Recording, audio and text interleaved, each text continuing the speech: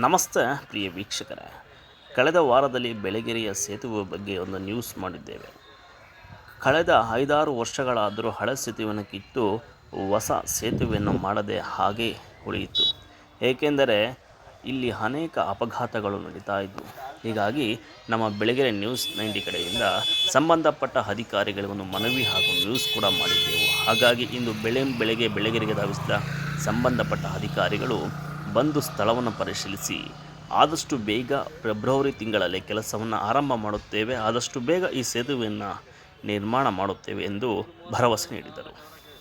ಹೆಚ್ಚಿನ ಸುದ್ದಿಗಾಗಿ ನೋಡ್ತಾ ಇರಿ ಬೆಳಗೆರೆ ನ್ಯೂಸ್ 90.